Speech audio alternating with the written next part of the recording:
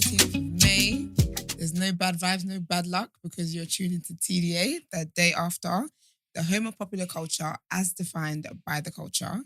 And I'm joining some really cool people. Introduce yourselves, please. You know me already, man. 6 foot plus of pure vibes. Oh, no temptation today. Okay, I like that. No, it's good vibes. It's fine. Love it. Cheers. So it's all good vibes only. Sorry, didn't mute my phone. My bad. So they hear your alarm every day. They're fine. I know, That they're is used to nothing. Got any, man? I like the alarm, man. And they call me Emman, the Love it. pro-black activist, That's it. TDA producer, news Yeah. analyst, melanin jam-packed. You're going to have a fan. She's going to have groupies. Melanin. You're going to have girls throwing bras at the live shows and stuff. It's crazy. And I'm the Shade Queen, my own royalty. How you guys doing? All good, man. Yeah, Yeah. man. Good. We good, man. Friday, end of the week. Great one. I'm leaving. I'm leaving here. I'm going up to Manchester.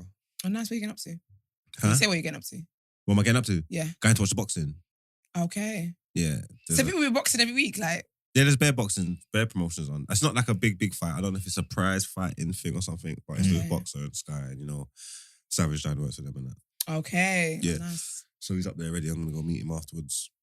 Probably go out tonight, watch the fight tomorrow. Yeah, probably. Well, you know you're going out tonight. You know you're coming in Monday tired.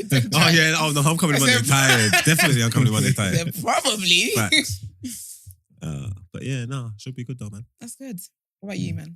I got a family function. I've got my auntie's birthday later tonight. So yeah, just gonna be going to that, That's cool. enjoying. Hopefully eating a mountain plate full of jollof. No, but you're vegan, I swear. Yeah, jollof's alright. Hey, Sir, no, if it's you- cooked with chicken stock. Is it? Yes. Allegedly. That's what I find. It's not alleged. Allegedly. Is that why it I goes make orange? the dish. Sorry? Is that why it goes orange? No, that's just No, that's tomato. the peppers, like you know when you blend Sriracha. peppers. No, don't disrespect me. Don't. How did I choose? It's coming for you. So what? Sorry, do that. I don't know the ingredients. What's I your don't new know. thing? Oh, I forgot already. What's your new Don't saying? make a scene. Don't make a scene. No, definitely sriracha, babes. Basically you blend Scotch bonnet, plum tomatoes, onions, and that's where you get the red from. That's where the colour comes from. Oh, is that it? Yeah. Mhm. Oh, I could make jollof. Because basically, no, you can't. It's basically What? I can cook No, really you good. can't. You just told me how to There's- do it. I didn't tell you. I told you why the colour is red. I didn't tell you how to make it. Okay. Because basically white rice. But obviously, when you add the colour to it, then yeah. Is 'Cause it with mostly fried the ri- puree though? Sorry. The puree, the tomato puree. Yeah, but you only need like a teaspoon of Tiny that, so it bit. doesn't really affect the colour like that. Because with Nigerian fried rice, that colour comes from curry powder. Mm. I'm gonna make this. And I'm chicken telling you, I'm gonna make this. Okay, well, let me know how it goes. What do you mean, America? You gotta talk me through it. Okay, fair enough. Okay, I can do that. That we can do. We should dedicate a small segment to Marx's Marcus cooking. culinary skills. No, we definitely need that. Well, I'll bring in jollof and we'll just get Yeah. a little plate. Oh so you can taste it yes, live on and the we'll show. take That's it. TDA. Come down with me. Yeah. There you TDA go. down with me. Exactly. Down with TDA. There we go. Down with TDA. I got them in. But yeah, okay. Let's get into the headlines.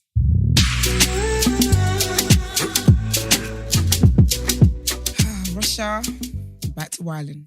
So, Russia threatens Finland for applying to NATO. As we mentioned yesterday, Finland and Sweden have shown interest in joining NATO, with Boris Johnson giving assurances that the UK would back them if Russia were to retaliate.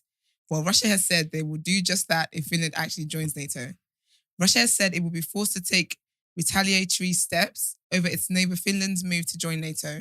A foreign ministry statement said the move would seriously damage bilateral relations, as well as security and stability in Northern Europe.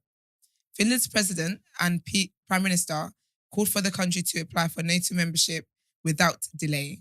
This comes in the middle of a surge in public support for NATO membership due to Russia's invasion of Ukraine. The issue is that Finland shares an 810-mile border with Russia and up until this point has stayed out of NATO to avoid antagonizing Russia. It is believed that both Finland and Sweden will formally announce their decision on Sunday. Russia released a statement describing Finland's move as a radical change in the country's foreign policy, and joining NATO will cause serious damage to Russian-Finnish relations and the maintaining of stability and security in the Northern European region. They also said that Russia will be forced to take retaliatory steps, both of a military, technical, and other nature, in order to neutralize the threats to its national security that arise from this. They're yet to specify what these steps look like, but say it also depends on how this expansion takes place. They act like we don't know them and we don't know what they've been doing in the past. What other steps they're going to take? We know the steps you'll be taking. But it might be a bit different because if they actually do something crazy, it will be a full-blown war. 100%. Because Boris can't say, we're going to back Finland. It's going to be mad. I told you, the guys are getting defunded. I keep telling you guys think I'm saying what? It's a prophecy. That's wild there. Yeah. So basically, everyone's basically, in a way that everyone's kind of not enabling Russia, but pandering to Russia because they don't want to get Russia angry. Well, before, not now. Yeah. Now, so it's moving. I don't care anymore. Yeah.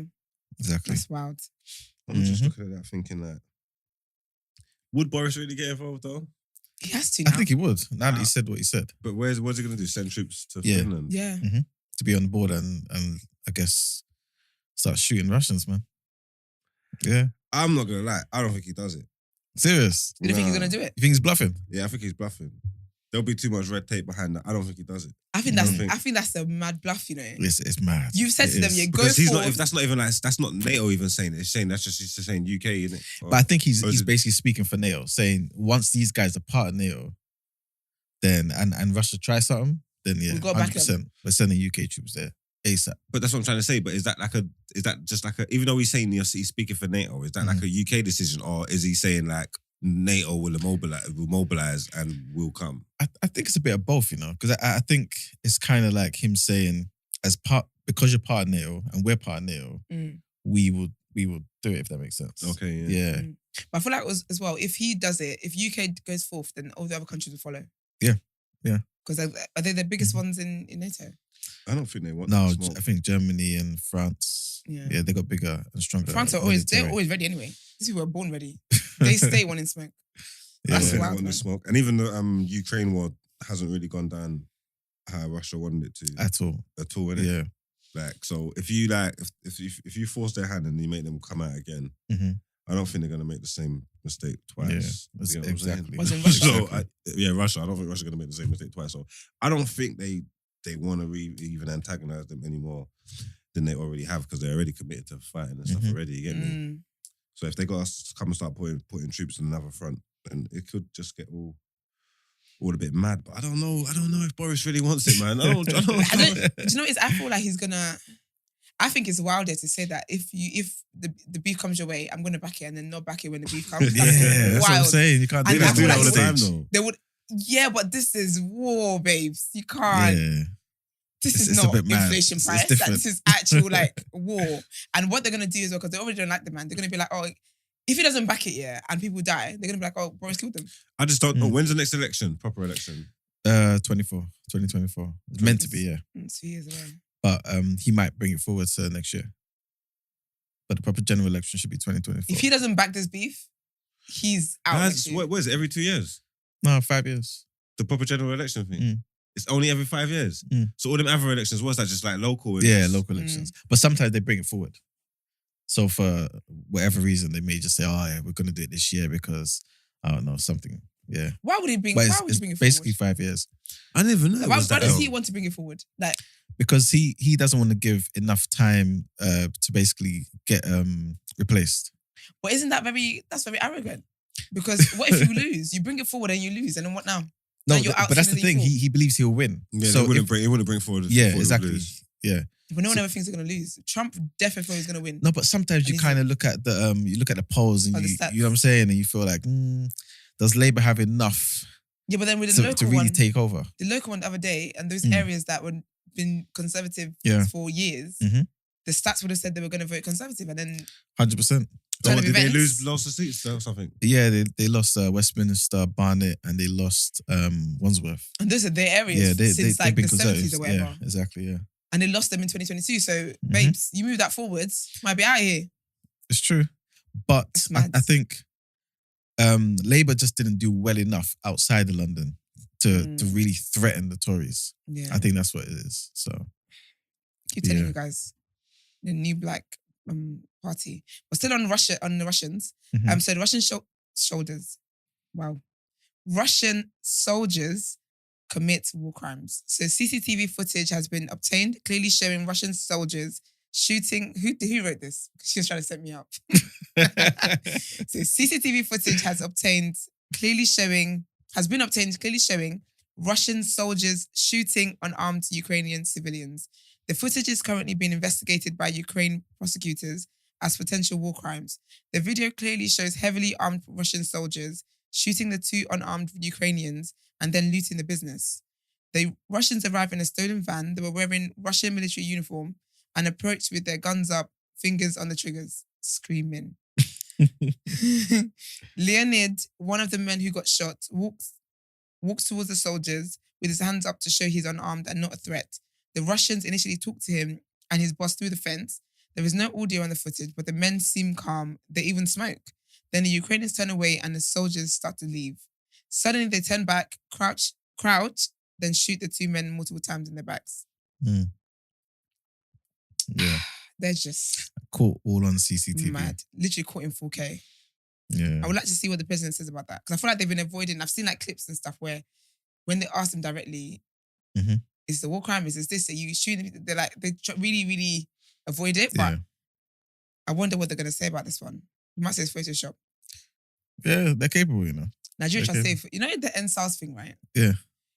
The Nigerian government tried to say that was Photoshop.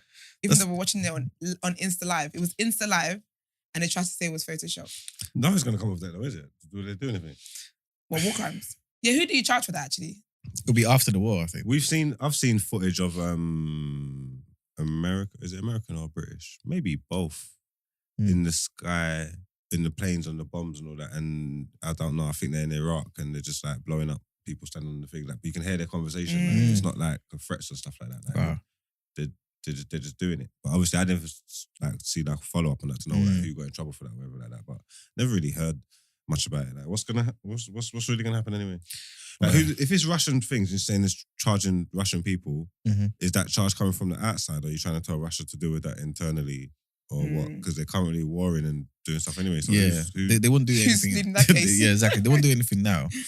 It's kind of like how Saddam Hussein, Tony Blair, all these guys got accused of war crimes as well. You kind of just wait till their time is up and then get them at a vulnerable time and then kind of charge them. So I think once the war dies down, Russia hopefully loses or whatever, then they'll kind of just bring it to them. You know what I'm saying? They may even say, you know what, it's the leadership that basically are giving these people, instructing them to do that. Okay. And maybe kind of, that's put wild, them on trial. Man. That is wild. Yeah, I was going to ask though, like, so with war, obviously they're fighting whatever, and they'll be shooting and bombing and stuff like that. Who are they shooting and bombing from? Civilians? Like other soldiers from the other country? Yeah. Ideally. What did it look to take out before they look to move in with the ground troops?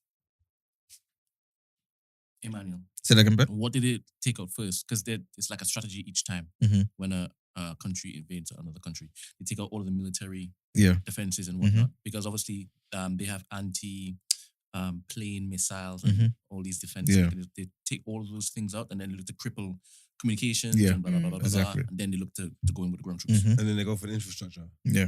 They do like schools and hospitals and stuff on purpose. Yeah, but they act like it's accident. Yeah, exactly. They act like it's accident because they're not allowed to do it. They do it on purpose. How are you going to accidentally drop a bomb? But then there'll be civilians in there, right? Yeah.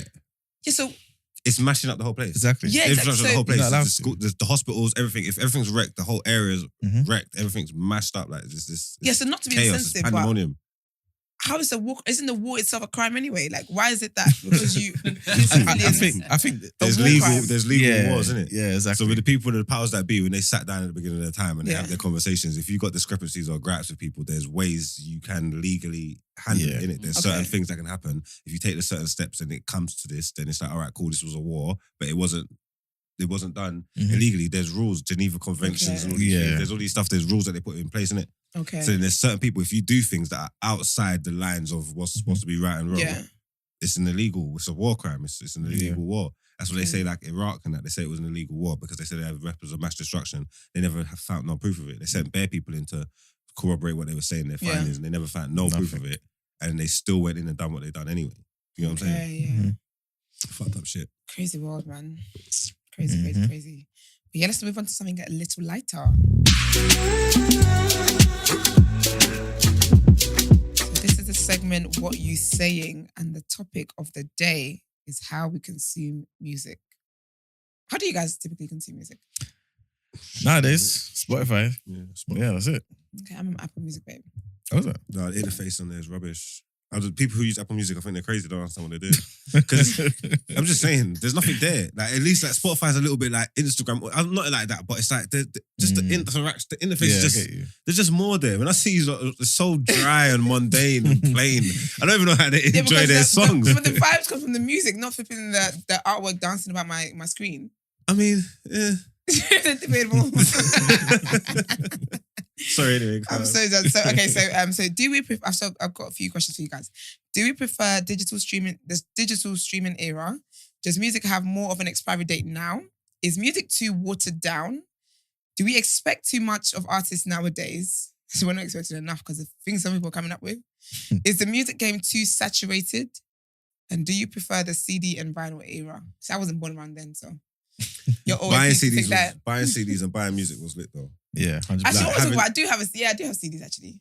That because you're more invested in those music and those albums. Like going up and waking up on the weekend or whenever it may be, like going down to the record shop and going through and picking up and like asking, oh yes, you got this on it, boss. Oh no, it's coming back in next week and and you got your albums. When you go home, you got your albums on the side. That's your music. Yeah. I remember my mum had like that's your music. Like, this is your joint. So when you go into a man's house and you look at his CD rack here, I'm not gonna say you can tell about him, but like tells you something about him. Even like when it's the same kind of like DVDs and stuff like that. Like, you go look when you go for a man's collection, you can see what kind of man he is.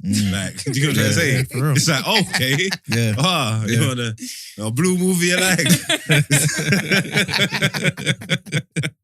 No, but it's like, so it was more like, there was more connection with the music. I personally, feel more connected to music like back in the day than I do now. I miss so much stuff. Yeah. Like, it's hard to like, like I feel way connected to music more.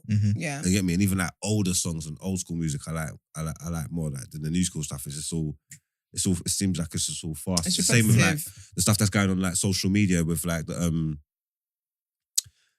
True. No, but what's the phrase that I'm looking about? You know, like when things come, the cycle. Yeah. Oh, it's just so quick. Yeah, it's just fast, isn't it? Yeah. You know what I'm trying to say? That, and there's always just something new, always something new, always something new, and it's just like there's just so much. There's not anything of any like real substance. Yeah, that can stand test of time. What's the last CD you guys bought? Do you remember buying? Buying? Yeah. Boy, my lord. How else are you gonna get a CD? Yes. You know what? Nope. I'm not doing this. Nope. It's been a long week for you. Forget it. The last CD you bought or got possession of. What had the last CD I bought been? How long ago was this? 2000s, early 2000s, mid 2000s. Really? 2006. Okay, I bought music. I didn't buy it. I wouldn't have bought. Last would have been 2006, 2007. Can I tell you why? I know that. Go on. I was in prison. 2007? 2006, 2007. You took it to prison with you? When I made them, I told them what I wanted. So I kind of technically bought them. I made them go and get my CDs. So it's kind of technically. Oh, you can take it in there? I was going to get them and send them to me. I remember what I got. I got Michael Jackson.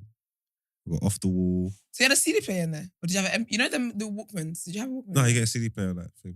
Boombox, we're playing everyone. Michael Jackson, Off the Wall. I got Young Jeezy's new album. Oh, wow. I got the latest Jagged Edge. I got I think I know what album you're talking about. I got the Emancipation of Mimi, Mariah Carey. Oh, yeah. James Morrison. You never can tell what a man is like from his music taste. You got a good... Yeah, I'm very eclectic. Exactly. You get me? And it needs to be the same thing while I'm in the cell. I need, you know what I'm saying? Yeah. So I think there's lots of people who wouldn't have thought that about you, You reckon? Yeah. I told you I learned something every single day and I absolutely love it. It's my favourite thing about the show. I love it. I like all kinds of music, all kinds of music. So yeah. Like obviously you're not gonna like everything, but in all different kinds of genres, there's genres, something there's something that I could probably that I can like, you know what I'm trying to say? That's interesting. Do you remember what yours was? I can't remember, How old are y'all? Oh, do you remember your first CD you bought? Ooh, I remember my first. I think so, I think it was this was Oh, Let's see, man. what's the album called? This will expose my age. But yeah. You know Trust it me, was... the fact that you know vinyls, age is already out there, sir. I think it was TLC's album, you know? Okay. Yeah, it was their double album that had Not Crazy Sexy Cool.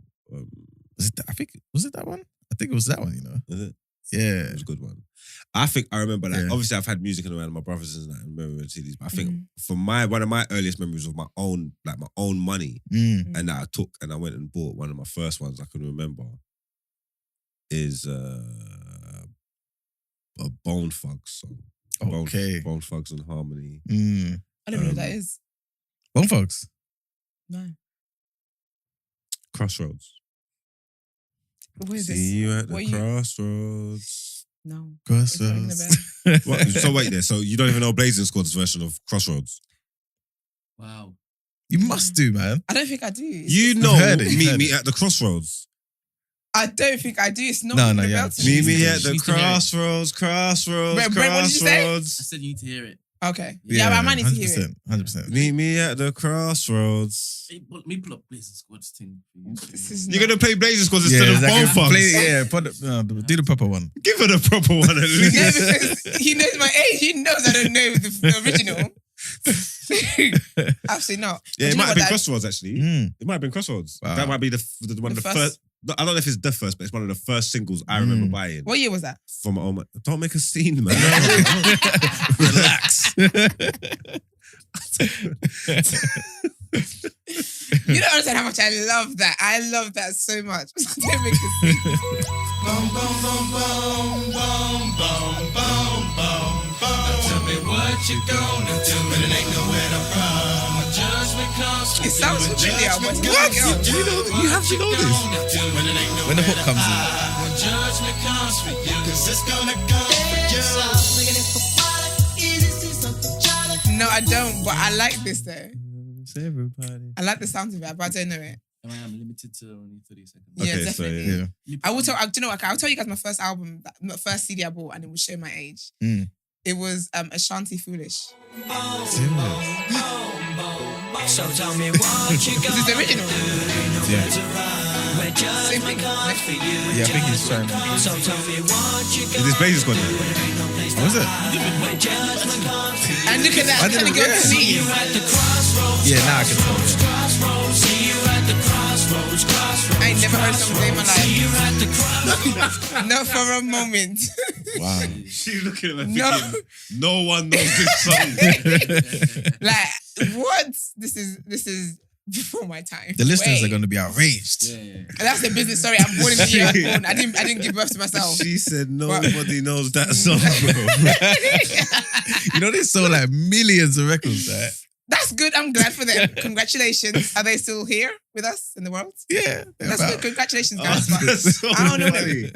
them. Someone, I can't remember what, but someone was trying to like put me onto something the other day. Like it was like a song or something like that. It's supposed to be something proper popular. Like Yeah. I just didn't have a clue. Mm. And I And was, it's like, it be like and that I was sometimes. the person was getting proper wound up with me. I'm saying, listen, yo, No, but that no was- one listens to that. And they're like, what? Do you know how popular it is? I'm saying, no, bro, trust me. Nobody knows Nobody. that. Like, you're the only person who listens to this shit. That is how I feel because I don't know what the heck that was. Sounds good though. I'll listen to it. Yeah, it's a sick tune, man. I added It's to a my sick tune. throwback playlist. But no, yeah, my first one was Foolish Ashanti. That was in 2002. Ashanti album was good. And then my last one was 2014, Nicki Minaj's The Pink Print.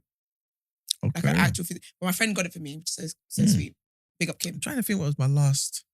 It might have been maybe Hip Hop Is Dead, you know. Nas. Okay. Maybe my last album that I bought.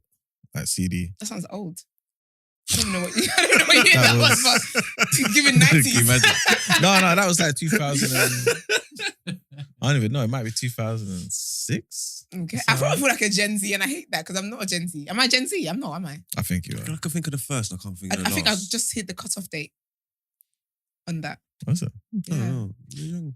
So Esther, I saw am. your face when Mag said that he had a CD in prison. Like Yes. Yeah. Ask him the question. Okay. Not a question. Oh, Brent knows me so well. Brent knows me so. I was gonna ask, like, what kind? Because I didn't think you could take CDs in, and you had like a CD player in there. So, what kind of things are you allowed in there? What you had in prison? Yeah. Bare things. What things are you legally? I forget who I talk to sometimes. No, you're allowed to have a system, a music system that plays Okay. radio, CD player, Oh, wow, okay. tape and stuff, all different kinds of boom boxes. Little Do you ones, think they got big iPods ones. now because it's different time? I haven't been in there, but I don't know because how would you like top it up and stuff like that? Yeah. And they don't want you to have stuff that you can have internet access with and all these Oh, things. yeah. Even though some people still do. You're allowed PlayStations, Xboxes, computers. You're allowed, as in like you can get it bought for you and bring it in. Yeah, DVD players. Mm. You're allowed Is those that- things. Not to, obviously it's not really a vacation, but Some it's prisons you're downtime. allowed phones.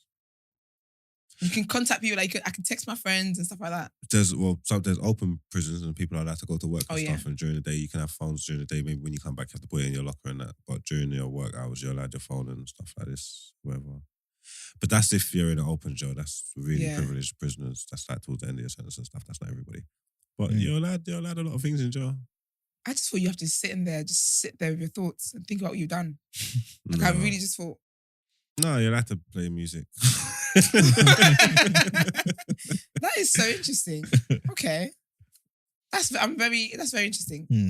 It's sad because now I feel like it don't sound that bad, but obviously I still don't want to be in there for like a day. I It's don't know. I difficult. mean, Do you feel like even with all that stuff, was it a the lot? music didn't take the edge off at all. Really? No, I mean, you're allowed little comforts and that to try and just go through and stuff like that. But that's not really what it's about, innit? It's about like your liberty and your freedom. So it doesn't matter. Yeah. It doesn't matter what you got there. The fact that you're not allowed to do stuff and you have to live on a schedule and live on rules and Yeah. do what you're told. That's what it is, isn't it? So all that stuff don't Mm. really change it. What's the Rubbish. first meal you had when you came out? The first meal? Yeah. I don't know. Can't remember. Were you craving anything? Well. Not that. I mean food. Why can't I remember my first meal? If I found my sister, she could probably tell me what I got. I can't remember with those stuff like that. And you see me, like, I'm proper laid back. So you see like bare things, like I can't remember. Like, I can't remember like a lot of things. Like what would be milestones in people's lives, like the day this happened and stuff like that. I don't even know. Really? I could tell you the day bare things happened to me. I couldn't tell you what day it was. I don't know. I'd have to ask my mum, like, what date was that? What day? Are you She'll good tell with me. like your family's birthdays? No, you're not. Yeah, my mum's is the Okay. 24th of February. My brother's the 4th of June. My sister's is July 13th. Oh, My it's my mum's niece's birthday. is No 30th way. of November. My aunt is... Oh, wow, you're doing well. Your aunt. I just stop at the nuclear. Just the intimate circle, and everyone else I will find out. No, she is the intimate circle. That's sweet. Hers is February 2nd, maybe? I can't remember. I'm going to get in trouble for that one.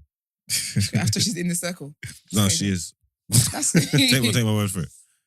That's nice. Yeah. I was gonna ask you, yeah, in that timeline, yeah. So when was you like recording, like doing, match time and everything?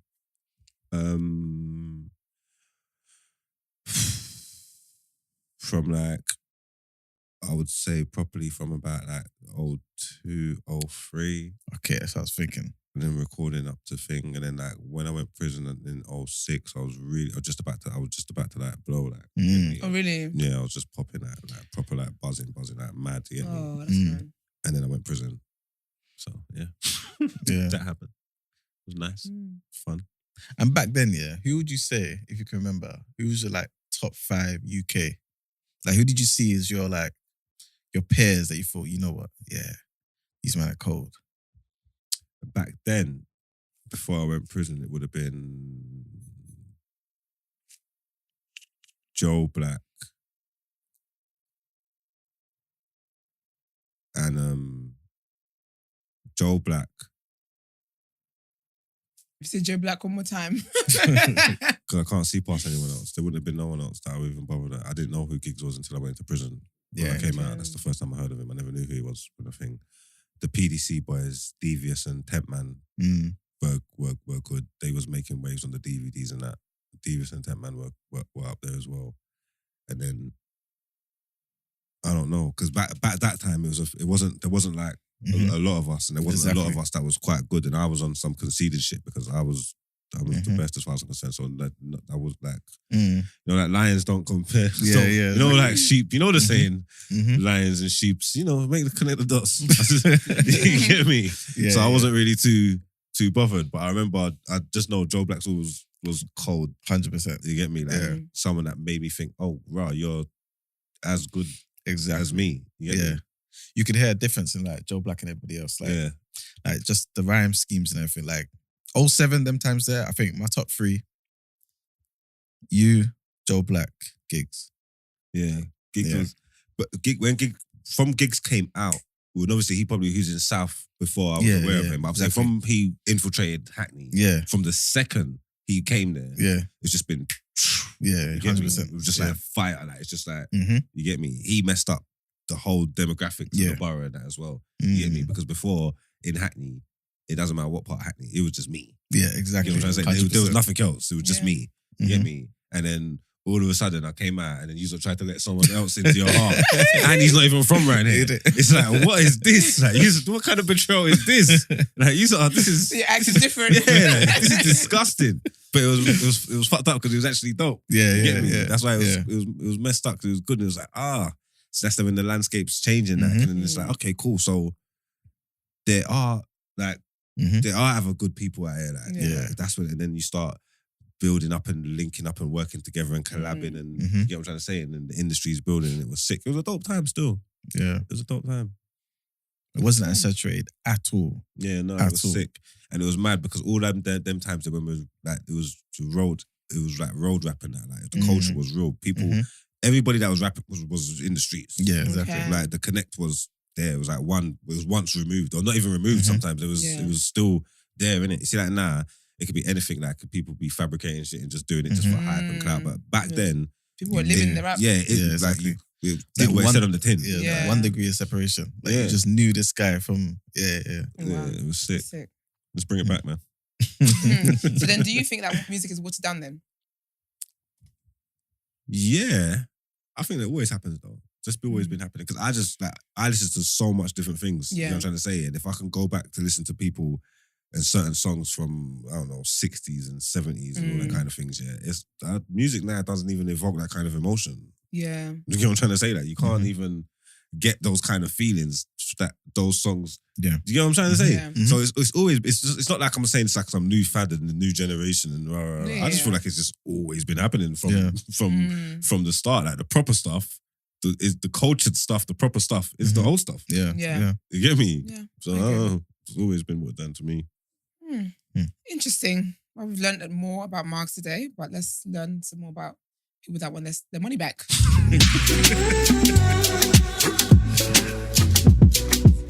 Okay, I'm always hearing people asking for their thing to be returned, but Cambodia asks the UK to return stolen treasures. Now, Boris should go on that. So Cambodia is calling on the UK government to help it recover antiques it says were stolen from its temples. You made Brent laugh out loud. I wasn't going to say anything about the antiques. Let's say cut. Let's take antiquities. Yeah. Oh. That's how that they want the treasures back. Okay, take two. You're not doing my sis like that. Thank you, Mark. Cambodia is calling on the UK government to help it recover antiquities it says were stolen from its temples. The country's culture minister says the Victoria and Albert and British museums both have looted objects. The V&A welcomed constructive dialogue. The British Museum said it would consider requests carefully and respectfully. In other words, we ain't giving shit back. The focus on the UK marks the latest phase in the Cambodians' campaign to recover the country's most precious carvings and statues that were... You're trying to set me up. Pillaged? Yes. Pillaged and then sold onto Western museums and private collectors. The Cambodian Ministry of Culture's chief legal counsel and the head of its investigative team, Brad Gordon, told the BBC that the trade in these items could be considered a war crime. I feel like we're just throwing that word around now. Like, come on. In a letter, he reminded the UK that both countries were party to the Hague Convention, which aims to protect cultural property during armed conflicts. Much of the looting took place over a 3-decade period of civil war and strife. The murderous Khmer Rouge regime held power from 1975 to 1979, when it is thought to have killed more than 2 million of its own people. The group controlled large portions of the country until the late 1990s. Gordon stated this was a time of conflict. The whole world knew it. So large museums like the British Museum or the V&A shouldn't have accepted these pieces. He then added, we would say for the majority of pieces, there is no export license, there is no permit. So these museums and these individuals are in receipt of stolen property, and the stolen property needs to come back. So essentially, the UK is trying to say that they did them a favour because they had a war going on and all that kind of stuff. We were keeping it for you. Well, then they need to... Have you been to the British Museum before? No, I haven't. No. No, I'm British in there. I'm being dead serious. Oh dear, I know. I yeah. I haven't been I can there. believe that. I haven't been there in years. Yeah, 100%. There's nothing British in Is it there. nice? Is it nice? I want to go Yeah, on a it's date. nice. There's It's loads of stuff. everything in that it. they took. Everything Yeah. they took. You go to the British History Museum and it's saying, look at this stuff. Mhm. I have From been there. There's no history. School. Mm. Yeah, school. I think they got like recent history. Because Okay. like recent history that people that are still alive lived through today. But when you start like going like back, Mhm. they don't really have like that. I think that's what they're upset about. They don't really have no history. And then it's not British and all that because like all like the Normans and that and people come in, like it's not like their owner stuff. Yeah. But when it goes, because if you go back to it to when it was like muckland and swampland, Mhm. you know what I'm trying to say? Yeah. They don't want to talk about all of that. It's true. Facts.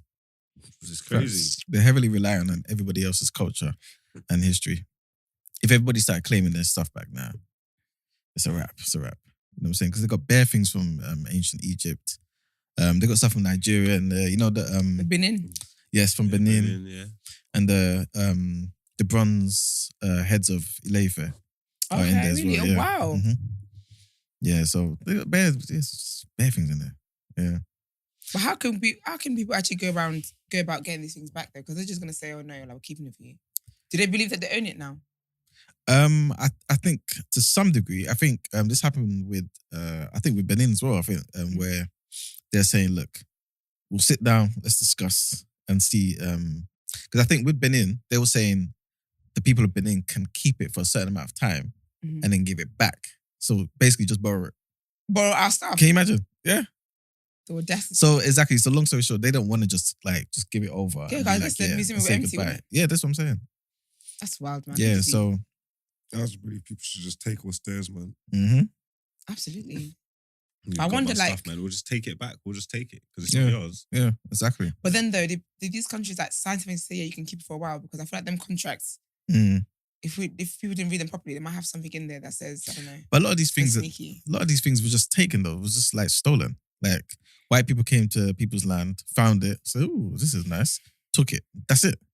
You know what I'm saying? This is why there's no receipts. There's just nothing.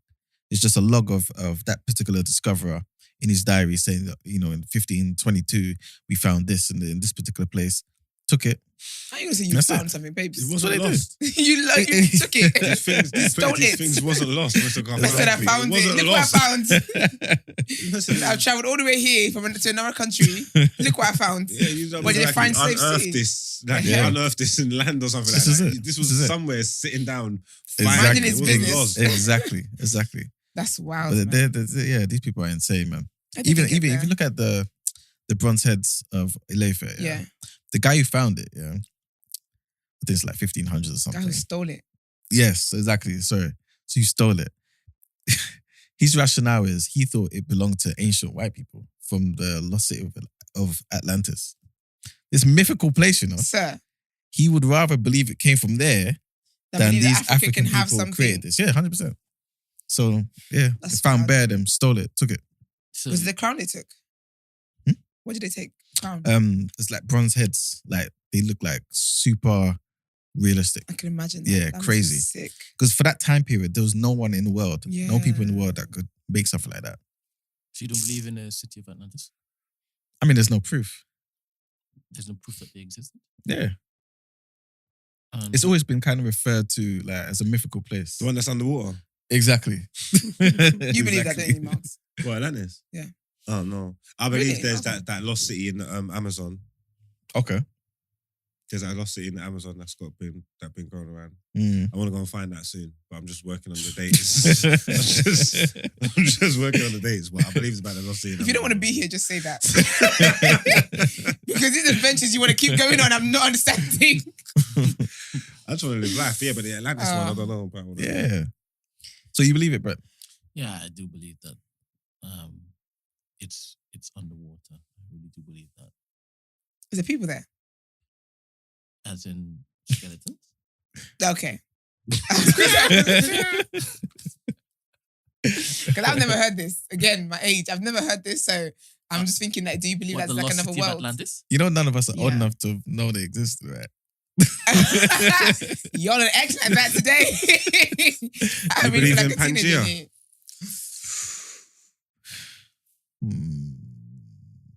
Just let us know what Pangea is, please. Because you saw my face. Pangea is the world. Basically, before the world split apart and Mhm. broke off into It was all- continents, it was all together and it was one big mass of land Okay. everywhere. So Africa, Asia, Mhm. Europe, it was all together. It's been Yeah. spread out over the millions and millions of years, isn't it? Yeah. But when it was all together, they said it was just a one big mass of land. And they called it Pangea. Oh, I believe that. Yeah, but I think it also comes with the idea that people existed at that time and were also like kind of, I guess, operating in some type of way. Because, That couldn't have been true, surely. yeah, but no, some That people would believe have been there. it. Yeah, some people believe that. Because they're saying that's how it was so easy for people to migrate from Africa into Yep. modern day. Huh? Yep. Yeah, into modern day, like Asia and Europe and all of that. That's why So we what find- these people living through? So there's no one's documented this stuff. So these people was living, yeah, and they watched this gap in the world, in the earth, in the Oh, ground. so it's Pangea the actual Obviously, they didn't gap? watch it because it didn't happen day Yeah, by day yeah, by day. yeah. But through Earthquakes generations and and stuff, generations, this gaps it was Just- appearing in the world yeah. and getting bigger, and nobody said, nobody documented it, nobody said nothing. Everybody was just like, Yeah, but they didn't have the, yeah. they can't video because they can't put on Insta. Yeah, but I Well, guess because it would have been over thousands and thousands Thousands of of years. years and stuff. And but if even it's- still, like, No, but and if it's gradual as No. well, you might not realize. well, you would in your lifetime. I don't know how much you would have realized Realised in it, yeah. yourself. Yeah, and so imagine each person in their lifetime, they're not realizing in themselves, and then Mm. all But of a sudden stories now, and stuff, this is why stories get stuff. There's stories and fables and things that we tell now that were Mm. made thousands and thousands of years ago because this Yeah. stuff gets passed down through stories, through generations. Mm. Yeah. You know what I'm trying to say? Yeah. This stuff never stayed. It never made it. No one can't tell you about Mm. the times from Pangea. No, don't get me, because if humans were there Yeah. and it got witnessed, okay, Mhm. fair enough, they weren't writing or nothing like that. But Yeah. even word of mouth, like I said, Mhm. it would have there would be something. No? Maybe. What do you believe Mm. happened in the beginning, Marks? Like, how was the world created? Oh no. I know that, but what do you believe? Well, I don't believe anything because I don't know. I don't believe that something just went like that and bang like a bang. and just and we were just all here and everything and all of this stuff. That just sounds Do you believe ridiculous to life me. started in Africa? Yeah, Why? because Because it's black. I'm black. The original man. That's right. It's Africa's first son. But what does that mean? What does that mean? What to me? Yeah, what does it mean? Like, I who just created the heard, first yeah, man? that they from whatever's on record, yeah, it's the oldest pieces of Yeah. bones and stuff that they found, Yeah. on record, is in Africa. Mm. Do you believe dinosaurs once roamed this world? I don't know. I need to see these bones. I'm not sure about dinosaurs, man. I don't know. I'm not sure about dinosaurs. So you believe all the fossils are basically just made up? Potentially. I don't know about these. I don't know. I need to see some for myself and check bone density and these things. But you've been alive for quite a while. You've even been to certain museums, but you haven't looked to basically. No, everything I still know is still from what people told me. I've done loads of research and I know loads of stuff about dinosaurs from their shape, their sizes, their eating habits, where but all of it is what people's told me. Mm.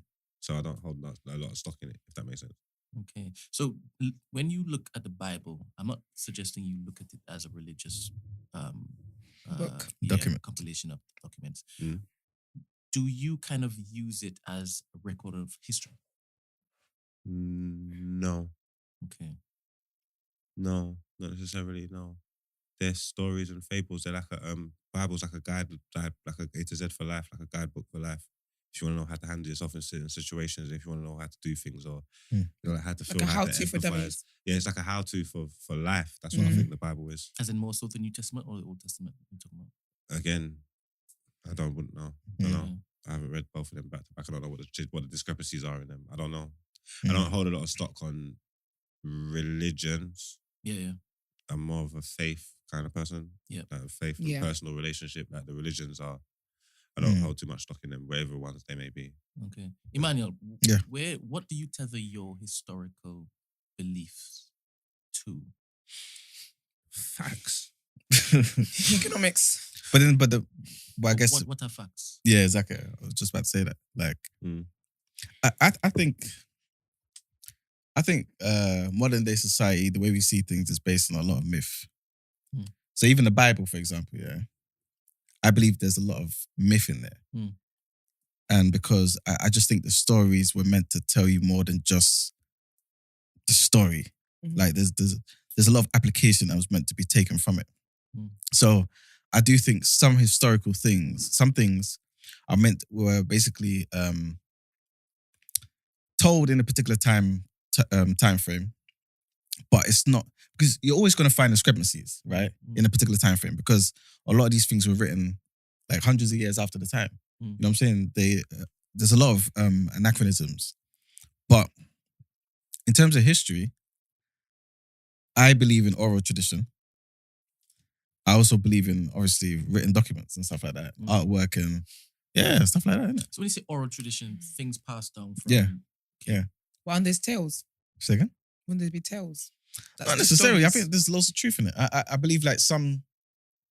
I don't get me wrong, I think some things are just like made up, innit? But I think some things is like, it's told in a particular way so that the fluff in the story, like that can kind of just blow in the wind with time, but the nuggets of truth carry on.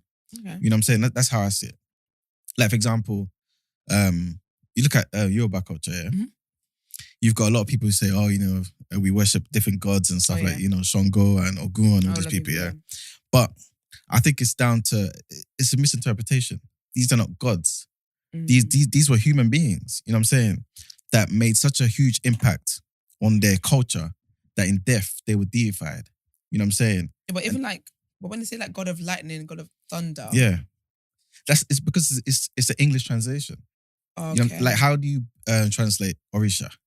Oh, yeah. You know what I'm saying? Like, that's just the best way of saying it in English. But really, these were just people who made crazy contributions to that civilization. And people saw them as a god. Yeah. And worshipped them. Just believe that, Kind of like stan culture today. Huh? Kind of like the stan culture today. Some of y'all doing too much online. So, yeah. Okay. If that answers your question, Brent. Yeah. I would visit this, you know, along our journey. Yeah. I want to jump into you guys' minds as to like what you guys tether your belief and your faith to this, that, next. Don't get me wrong. I also believe all them stories in the Bible happened. No, I don't believe they all happen in the manner in which is depicted. I don't know if I can ever say that I can believe everything as I've read it in this book that has been changed a few times over. But I do believe that certain landmarks in the Bible, they still exist kind of today. Do you understand? So when I think about the earliest record of something, I use as a benchmark for what I then branch out my belief system on. I think the Bible is the closest thing for me. And then from there, I logically try to make sense of the world and the past. So yeah, I question everything. Well, they're all the think time. they're all fables, isn't it? So, because if you read any of them stories, and you receive the message and understand the message that's being told within that story, then you should be able to understand why they told the story. All right, so the Great Flood, right? I believe that happened. And that cataclysmic event, worldwide event, I believe it happened. And how I test that is in the Grand Canyon, you can see fossils of fish and animals that you would have never have been able to find those things there if there wasn't a flood to displace those animals from that particular land to this particular land. Do you understand? And that's how I make sense of, I can believe that there was a great flood, because that's the only way this thing from way over there could end up over here, and it could now be found in this particular place. But that's not even that hard to believe, and that's just like, but it's the dramatization of it all, isn't it? There's great massive floods now. We've got not in the same manner though. It's not in the same manner, but we've got technology and stuff to do with it. So even certain floods without the technology and stuff from back in the day, there's certain floods that would have wreaked havoc on places from at that time, because they haven't even got the things in place to do with it like what we have. They're learning first generation. They had to know what it was like to go through them floods to realize they got to put things in places to even stop it. No. What I need to know what you're suggesting that we have in place to stop a cataclysmic Not that flood. there's damn. What the point I'm trying to make is, the flood happened, and the flood was bad because there's bad floods that happen in this day and age now. The flood was bad and it was terrible, but it was so terrible because it was a first-hand experience. Probably never experienced it before. And what I'm trying to say is, it's like with anything, there's source. I believe the flood happened, but I believe the account that's given of the flood has been 10 times, 100 times, 1,000 times the experience to deliver the message and the point of what to drive home the point of what it's supposed to drive home. So I believe there was a flood and it affected people and it was crazy, but I don't think it was exactly like how it was said. Like a great reset? Yeah. So I don't know what was dramatized in the Bible if you're saying it was really dramatized. Because it suggested that mankind kind of reset. Was that when it rained non-stop for 40 days and 40 nights? Yeah. Yeah, it didn't do that. There was breaks. It definitely didn't do that. Like it 100% didn't rain for 40 days and 40 nights consistently. Like it didn't. I don't need to be there to tell you that it didn't do that. And also the fact that I guess there was 2 of every animal on the ark. So all of that stuff there, people won't believe that was real. You know what I'm saying? Like for me, with the flood, for example. Because of the amount of animals we now know today. and also because, like, how did you get them on the ark? Yeah, but you know what I'm saying? They came to the ark, but that's the thing. That's why it's. But this is what I'm saying. Wait. So we can laugh and that's fine, right? But I'm not laughing. Tell your face. What I don't understand is if we believe in certain things, right? Certain things are possible, right? And we talk about witches, demons, blah blah blah blah blah blah, right? We believe in these supernatural things without pausing. But we won't believe that all of these animals could have been shrunk in order to fit into this particular... Shrunk? Shrunk. Something supernatural could have happened. When it is you're talking about Jesus feeding however many people, why is it easy for us to believe he walked on water? And it's not easy to believe that, but you believe that. You believe he filled 2,000 people with one bread and a fish and a rosé. Yeah, that's what he licked the stick on the wall and got rosé. Pinot Grigio. Stop the foolishness. This is the beauty of this conversation. Yeah, please. That's why it's called faith. Yeah. No, but for real, that's what it boils down to. Yeah. Because there's no way to... And listen, you got to understand the beauty of the faith system, and how it works. It's foolproof if you believe. Exactly. You see that? If you believe, it's absolutely foolproof. Because if you believe in your whole heart, the truth doesn't matter. Because it's irrelevant. And the thing is, that is the truth to me. That's my point. That's my point I'm saying. It's foolproof. So for me, I do believe the animals got themselves. Do you see what I'm saying, bro? No. I fully understand what you're saying. But what I do when I'm posed with what you are saying, what you're presenting is, today, do you believe a man could turn into a cat? No. All right. You haven't met Nigerians, boy. This is what I'm saying. Let me tell you. This is what I'm saying. So there's certain things that you can't even fathom because you think it's impossible. You understand? And once your mind is opened up to that, once you can actually see one reality, that you can basically say, there's nobody could tell me that didn't happen because I was there, then everything else now becomes more plausible. Okay, do you understand? Yeah, and 100%. this is where I kind of work back from. Do you understand? And a lot of stuff has been hidden over time, like a lot of stuff. when we watch movies and we see the Pope and Rome and what happens in the Vatican and these secret rooms, I'm not sure how much is it you know about any of the stuff that is perpetuated in movies. I don't know if it is that you believe in any of that, right? Mm-hmm. Well, like Da Vinci Code and all A that. whole setup. Yeah, I believe that because I believe that Jesus chopped Mary Magdalene and she got pregnant, and there's a bloodline of Jesus is alive today because you can trace it. What was he doing rolling with the whore? No. Huh? But what's this? Yeah. No, listen. All right, cool. Sorry. Listen, Forget it. do you know what's mad? All I heard, I didn't even hear what you were saying. I was distracted for a second. But I heard Mary Magdalene and I heard whore, and I just think that that's enough of that. I didn't catch it. I'm glad I did it because I don't want to catch. I don't want to catch secondhand sin. Please just bring us to the next segment, please. Please, what's the word on road?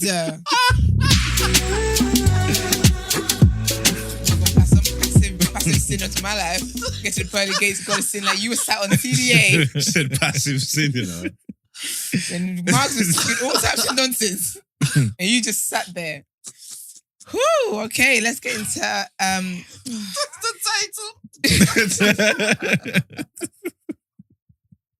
Can you imagine? Oh boy, I'm not involved. I'm not involved. I hate it when black people embarrass me. Like I hate when something happens in the news, yeah, and it's a black person. I just think, How can we all feel that though? it's so bad. Like, Yeah. why? Like, why does it crazy. make the crime worse for? Like, Yeah. you're hearing the crime. No, brother. Like, what are you doing, man? That you actually let down you've actually let me down. One of my worst ones, one of the worst ones is the brother that was raping the grannies in South London and that. Oh, I was no. adamant. I was adamant That was a white that guy. was a Caucasian man. And it wasn't. No, he's as black as the day he was born. I couldn't believe it. I was livid. What the fuck are you doing, brother? Yeah. Like, no, Back man. in the day was born. But he's got serious mental health in it or something, innit? Regardless, Please, I don't though, man. care. Yeah, that's mad. Wow, it's even a black woman as well. Actually, help me, help you. Help me, help I mean, you. it must be the anomaly. Oh, it has to be. It has to be because this ain't us. But the BLM, it gets worse actually. The BLM co-founder, Patrice Cullors, has admitted that she lied when she denied using the group's $6 million LA property only for official businesses. Sis was out there hosting parties. She hosted a party for Biden's inauguration with Camilla, the mixed race lady. And she also hosted her son's birthday party. So essentially what happened was, okay, first of all, when I saw it, I said, why do you have a mansion? So in my mind, I think, okay, this mansion must be because like maybe you're going to house homeless black people. You're going to take care That's of... what your mind told you. You know what I'm saying? Like, not for one second. I'm very naive. I think the world is just full of rainbows and unicorns. Except when I'm dealing with men, I know what that reality is like. But yes, I just really thought, okay, like this is a BLM movement thing. This is going to be something, right? No, it ain't. It's got a big property. Said it's for like BLM work and stuff like that. But she's up in there hiring her family members to take care of the property. She's claiming, how are they getting paid? She's claiming they're not getting paid from the BLM donations. I would like to see the accounts personally. Of course they are. So basically she's been caught out. So she lied last year about using the house for only official business. And then I guess she got caught 4K and now she's admitting that. She's had parties there, innit? Yeah, so she's had a party for Biden's thing But why and do her people son's care? birthday. Why do people care? Because it's people are seeing it as they donated money for an important cause. You bought a mansion with it, and now you're throwing parties. Now you're doing Airbnb. Yeah, but the problem, why didn't they care when she bought the mansion? They did.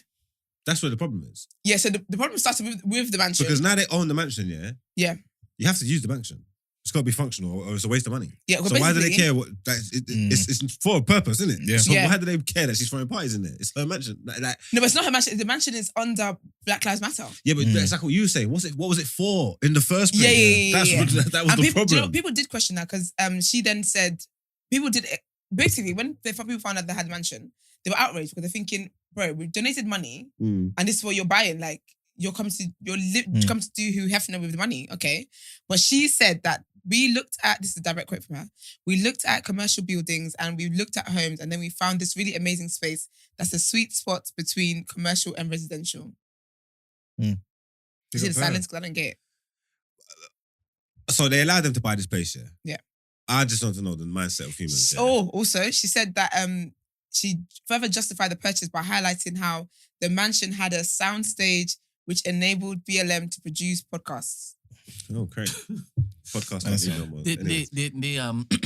When you say they allowed them to buy this house, nobody allowed them to do anything. They didn't know that that's what they were going to use the money to purchase. Okay, cool. But then they got it, yeah? Yes, and they didn't, they masked it. They hid it. Yeah.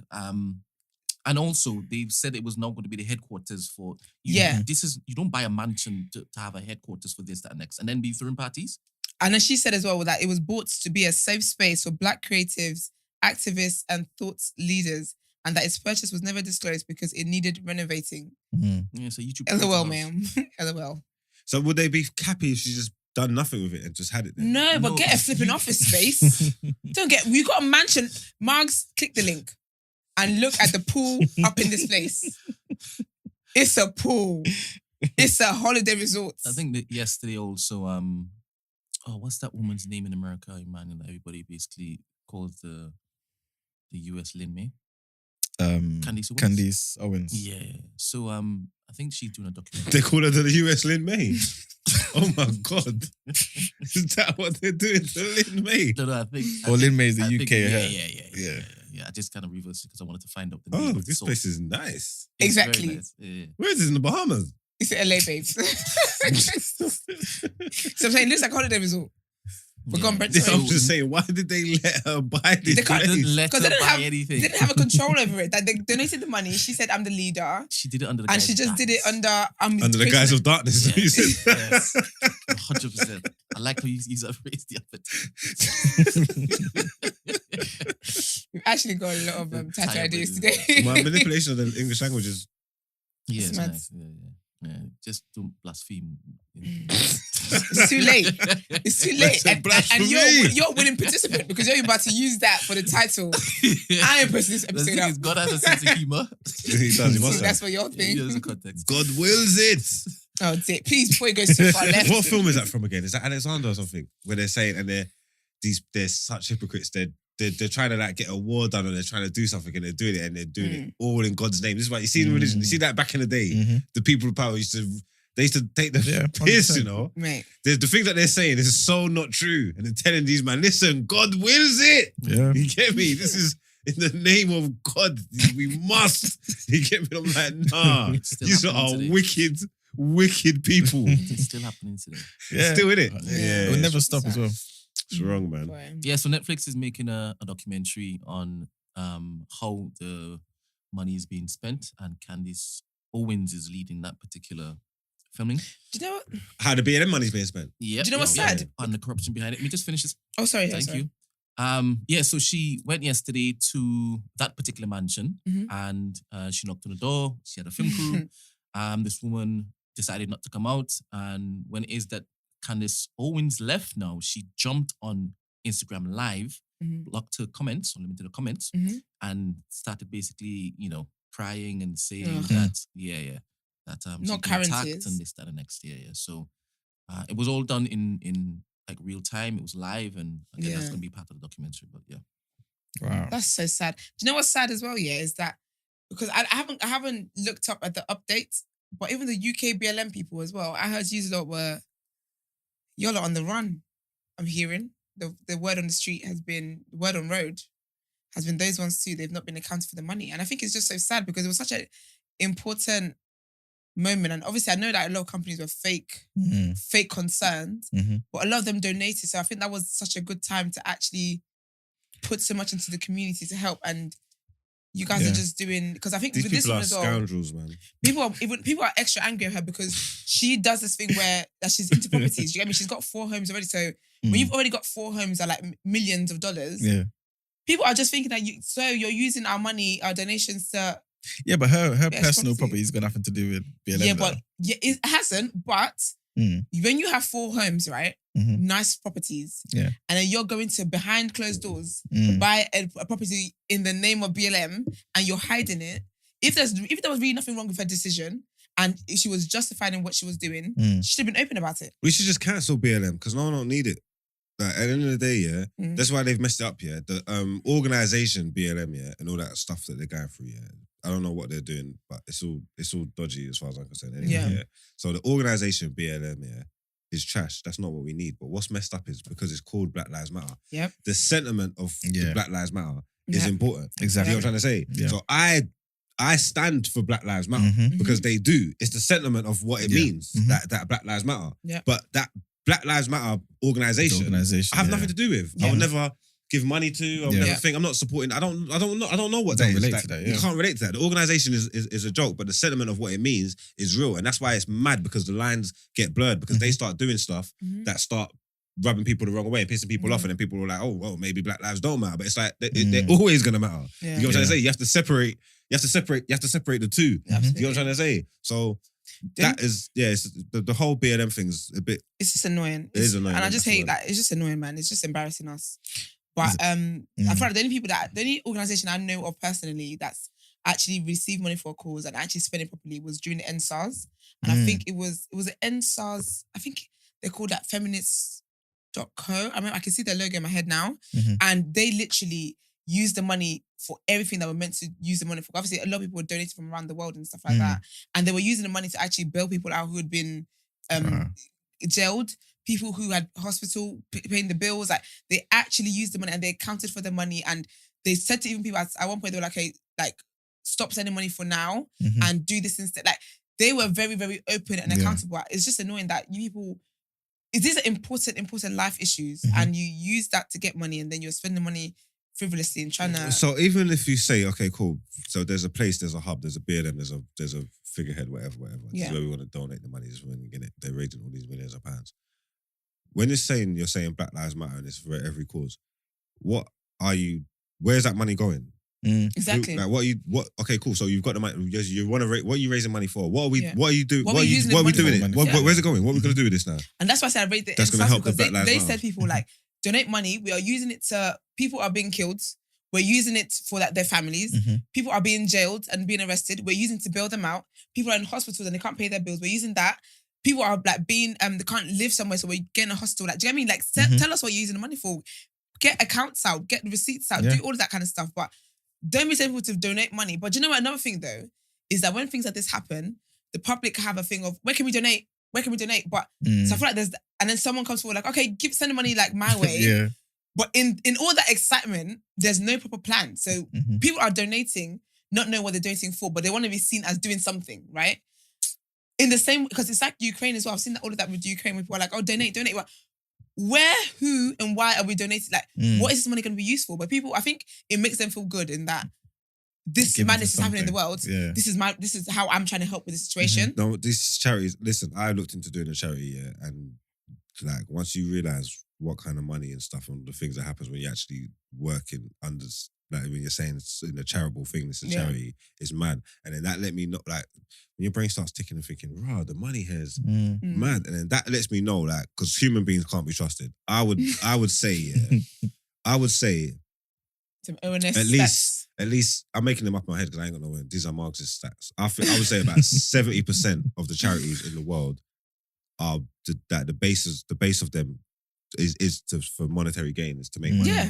And I'm saying, even if while you're gaining money, you're helping people. I'm not saying like it's not gonna, I'm not going to say it's not going to serve its function, but I'm saying the initial of it is not to help. It's to make money. Because a lot of people they have to they're essentially working and they have to get paid and all that kind of stuff. And obviously, just give yourself a nice bonus. No, if you've got a good cause to fight for and it's something that people can get behind, and when you realise, if you look at the charity and you realise how much money you can actually get and make off charities, it's actually mad. Like it's not a joke. Like, it's all tax free, isn't it? It's a good business model. It's a good business to get into. This is why I say yesterday, if I won the millions, I would buy a church. That's why I said it. Because they don't. They're gonna give back. No tax. These people, and these are the only people today, Brent, that mave money through this COVID thing, and they don't feel the effects of inflation at all. I'm telling you, I'll go and get Winners Chapel. I have no comment. I have nothing to say to the both of you guys. But you know, one last thing I was going to say is there's so many black people that feel this way about BLM. Oh yeah. That you would expect them to at least have some representatives to come out, go to interviews or something to explain themselves. You know what I'm saying? Like, we don't hold people accountable enough. I told you, we don't tear singlets enough in this society. Yeah. They don't care. The ball's rolling now. The charity's up and running. They don't care what black people think because most of the people giving money to the BLM are going to be white people. Exactly. And for them, it makes them feel good. They're thinking slavery. Exactly. I'm doing what my forefathers did. That's what the whites are thinking. They're not going to care. They're not going to care. Listen, how do I make this right? I've done my part. I've done my bit. How do I make this right? My granddaddy was crazy. That's it. Okay, BLM, let's go. Take my money. That's it. My good deed for the day. That's it, and it's done. That's what they say. So they don't care about black people, and we can't. Anyway, there's too much evidence that we can't stand in solidarity to cancel people anyway. So there's that. And one little fun fact. Remember that letter that was addressed to Elon Musk or to Twitter's shareholders, saying that to all the what do you call it, advertisers. Oh yeah, saying that Elon should basically make sure he doesn't what do you call it? Just give freedom to all types of crap, yeah. BLM, they're one of the people behind that letter. What, one of the crap? Oh, they're one of the people that said give freedom to... Yeah, exactly. The audacity. Yeah. I think the audacity they're one of those groups. Today, boy. Well, I feel like there's freedom of speech anyway. I know people get shadow banned and funny things, but I see people say everything that they want. So when Elon's coming out saying this, I'm thinking, are you talking about like hate speech? That's the only thing that's left. Because people say for the most part what they want on Twitter too. Like I'm saying, like influential people and stuff can get shadow banned and they do things with algorithms. But where's your brother, Wiley? Where's Wiley? Yeah, I don't know. He's on the internet now though. Yeah, but is he allowed to be on the internet? No. But this is my point. That's even though what he was saying was thinged, there's certain circles or certain whatever that, even though I'm not saying whether it's right or wrong, it's deemed as hate speech. Yeah. So that's what I'm saying. So is Elon basically, because I'm saying, when you're saying I want to give freedom of speech to Twitter, and I'm saying I see people speak freely all day, is your freedom of speech, is that including them, are you saying we need hate speech? That's why Trump was removed, right? Inciting violence. That's what Trump got removed for as well, isn't it? Yeah. I'm guessing, And he's saying, them man need to be able to do what they want without getting removed. Yeah. Nigel Farage and these man need to be able to say, Katie Hopkins and these man need to be able to say anything they want without getting removed. Yeah. So basically what you're saying is we need hate speech. This is fine, it's cool. I was just calling to clarify. I just wanted to clarify, I just wanted to know. Yeah. But staying on Mark's brother, Wiley's on the run. We're trying to find him. Police, the popo is after him. He's about. But don't say that. But basically, so he's wanted by police 6 months after failing to turn up for a court hearing where he was set to face charges of burglary and assault. Is that when the UFC man said he kicked him or something? What had happened was he was it 28th of August when it broke into a flat and smashing plates and attacking Mr. Jacko. And Mr. Jacko is a recording studio that he was using before the pandemic. So they're trying to get him. So really, his court hearing, it was in November last year. And he didn't show up then. No, sorry, in September. And he was due before the magistrate's court, but he didn't appear. And the judge issued a warrant to arrest and bring him to court. So because I'll be honest with you, I read this and I said this happened in September. Why are you guys just searching for the man now? Like, he's been around. But I think that he's one of those people where, obviously, people he offended, but I think he's one of those people where that they just try and just find something. Because why are you really looking for the man 6 months? Like, I'm sure you could have boxed. You should have seen him on the in some kind of Tesco somewhere. Do you get what I mean? Like, if you guys were vigilant enough, give him you would have seen him back, man. Elon's right, man. I added Elon as well. You did. I said if you don't give Wiley his account back, you're just full of shit. You get me? You're a big. You've done out here. Yeah, you're done out here. I said it. I tweeted him. I said, "Yo, at Elon, if you don't give Wiley, if you don't give Wiley his account back, you're full of shit." Get me? Just mad, man. But what it is that the police issued a fresh wanted appeal, on Twitter. And personally, I just think they want black people to do their job for them. And I just think black people, we've got enough going on. I just think don't. Personally, because these niggas will do their job for them. In fact, they brought it for a reason. Am I the only person thinking that? that they brought it to Twitter for a reason. He didn't appear in court in September. Do you know we're in? We're what month are we in? May. We're in May, and they've just now brought it to Twitter because they're like, Black Twitter, do your thing. So, in September is when he didn't turn up to court, or no, in September, and now. So there's been a warrant out for him since then because he didn't appear and he needed to appear, right? Because he was out on bail, so he needed to appear in court. But now they just put a fresh wanted appeal on Twitter. Not even a fresh wanted appeal, period, on Twitter because they said Black Twitter will see this and Black Twitter will talk about it, which Black Twitter did because here I am too. And they're like, help us do our thing. Right. Leave Black Twitter alone. We've got enough going on. It's some kind of fishy. I mean, if they really wanted him, sure they knew it. Exactly, and that's why I'm just like, I don't know, man. It's giving you know when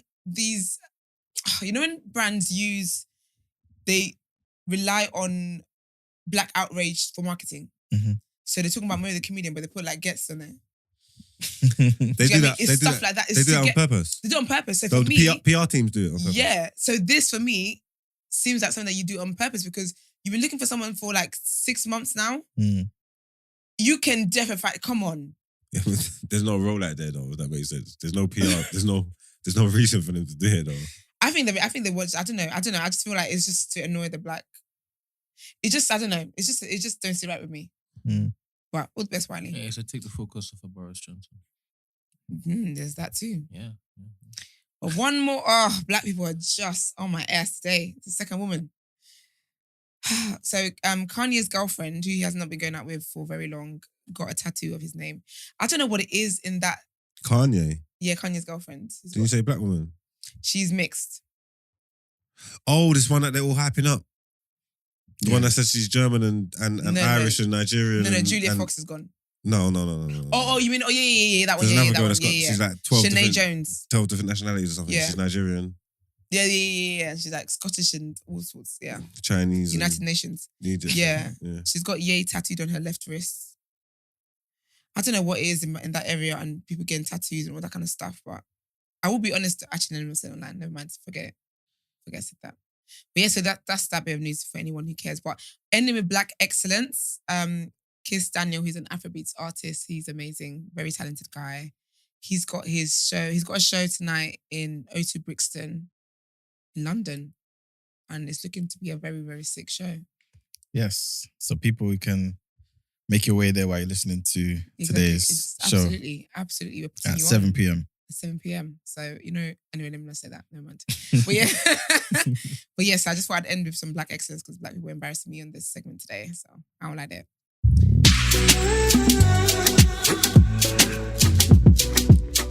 To you, sir. Okay, people. Welcome to my segment. Yeah. Where I give you the news from an economics point of view and let you know why it should be important to you. Like that. All right. So the first thing that I want to talk about is Tory MP, who sparked some fury after saying that British people should be able to feed themselves for 30p. Yeah, so basically he was he was in the House of Parliament and basically going back and forth with an MP from the opposition about food banks. And basically saying that how basically saying the issue with the high living costs shouldn't really be as bad as an issue as it is, basically. Because if people knew how to budget, wow, and knew how to cook, wow, these are not my words, these are his words. Mad.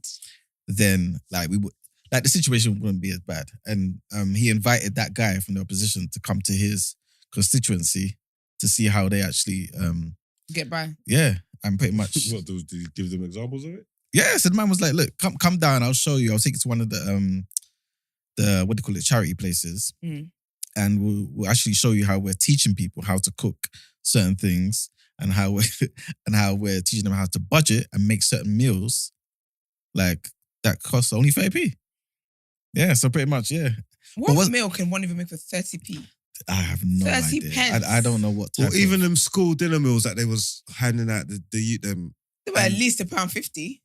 And the budget that they said they was using was not even using. Someone was taking the money off the top, and they were doing them bad, like horrid But even that was way more than 30p. So I don't know. What meals can you make for 30p? I can't make nothing for 30p. Even a can of tomato sauce is not even 30p. No, what can you make Pasta, for 30p? you can't make anything. That's what I'm saying. You can't even have a chicken nugget for 30p. He must be talking about everyday value type stuff. And then you can't even get those that, anymore. yeah, They're like £1 now. Like vegetables, even so, like vegetables are cheap. But lime or lemon pence. is at 20p, 25p. No, but does he go into that? Does he break that down? Because what's the I don't understand. What does he mean? I think what he's saying is like if you get the cheapest of everything, right? Make a meal, probably that could last you a week. Divide that up. Okay, then it's basically like 30p per portion. Exactly. For one meal. That's basically what he's trying to say. I don't know why it's making me crave rice and peas all of a sudden. That is so wild. But what's even more wild, about the situation. I'm gonna eat well. Sorry. What's even more wild about the situation is the fact of like who is saying it. So this is the same guy. So cheeky. He was claimed. Guess how much he's claimed in business costs? Oh, expenses. In expenses. £220,000. This guy's claimed from 2020 to 2021 for his office, 1 year, staffing, accommodation, travel. Yeah. And you know how it's all about. Year. You know, anyway. Mark said, Crazy. talk. Crazy. Yeah. That is wild. Yep. Exactly. You guys don't protest and flog politicians enough in this country. Because that's wild. Can you imagine someone in France saying that? A French politician saying that? I'd be so sorry. Crazy. Yeah, Therefore, a 30p flower your head. Yeah, so he earns obviously about just under 85k a year. And he's telling people to budget. He said people can't budget properly. That's so insulting. And said they can't cook. That's what he's saying. Can't cook as well. You know what I'm saying? And saying that you lot need to come down to a real food bank. And I'll show you how it's done. Is that listen here, Brokey? So yeah, man. That's wild, man. That nigga's wild. crazy. Also, Boris Johnson. This isn't looking too good. But yeah, basically he's saying he could cut up to 91,000 civil service jobs. Why would you want to do that? Basically, the government ain't got no money. So what he's saying is the government got money because what's civil service jobs like? Working for the court and stuff like that. Yeah. Yes, any government work. Yeah, exactly. Government department and work. The boroughs and all, everything. And basically saying his cabinet needs to come up with a plan that could relieve these people of their jobs to free up cash to tackle the cost of living. Wait, so not come up with a plan as to how people can keep their jobs in a society that the inflation price is going crazy through the roof. To get them out of it. It's come up with a plan with how do we get them here out of here safely. Yeah. Are they going to If you take away civil civil workers' jobs, doesn't that mean that essentially the country is going to be run worse?